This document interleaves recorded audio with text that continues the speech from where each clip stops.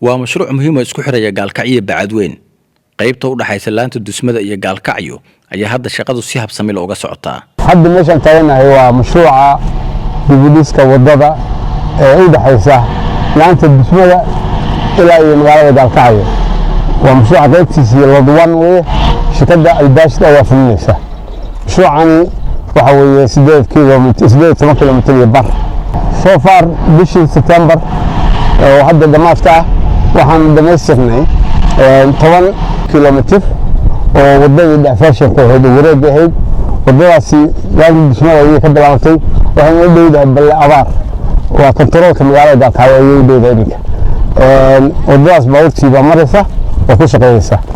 kadib wadada marka la xidhay waxaan bilownay wadada weyn dayactirkeedii iyo fulinteedii iyo dhismaheedii. waa ujeedaan meeshaan taaganahay dhammaan laamigii korka saarnaa oo dhan waa la qaaday. diyaargarintii sabdareedka ayaa hadda socota. waa ujeedaa carrakaawadii iyo baabuurtii oo dhan waxay yimaadeen saytka oo carrakaawadii ayaa la keenay. meel la yiraahdo gabsha ayaa carrakaawada saytkeeda ka helay bawda bidka waa la tisgareeyay. standardkii testiga marka laga qaadana wuxuu noqday carrakaawada ugu quality fiican oo waaxidan gaalkacyo ciyaarteeda ayaa la helay.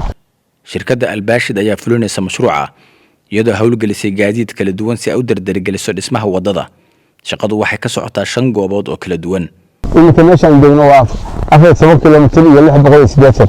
macnaheedu waxa weeye 6 kilomitir baan diyaarinay. meesha hadda ka marayna waa 4 kilomitir baa hadda aan ka soo soconay laanta dusmada. waxaan u doonayaa airportkii cusbaa afkiisii oo 2 kilomitir iminka naga xigto. 6 kilomitir baa hadda ka shaqeynaynaa. tasiyadii MDD ayaa iminka ay qolada leeyahay meesha saaka bilowday haddana ay wadadan waxaan rabnaa sida ugu dhaqso badan sida qorshuhu ahaa in loo dhameystiro muddadii ku talagalka ahayd. mashruuca waxay hirgelinaysaa Puntland iyadoo hay'adda wadooyinka ay hubinayso tayada si loo helo laami waara oo tayo leh.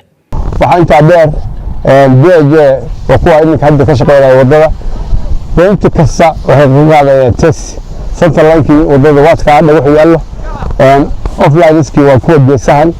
waxaan aad ugu hambalyeeyaa dowladda Puntland oo maalgelisay mashruucan iyo deegaanka magaalada gaalkacyo guddoomiyaha degmada gobolaha iyo madaxda dowladda oo dhan oo si habsami shaqadan qayb uga ah kormeerkeeda iyo ka qaybgalkeeda iyo community. waxaan ammaan gaar u soo jeedinayaa bulshada ku nool magaalada Liyaado Gabsho oo ah meel u jida 200 mitir meesha hadda aan taaganahay 2 kilomitir community aad u fiican oo soo dhaweyn fiican leh weeyaan.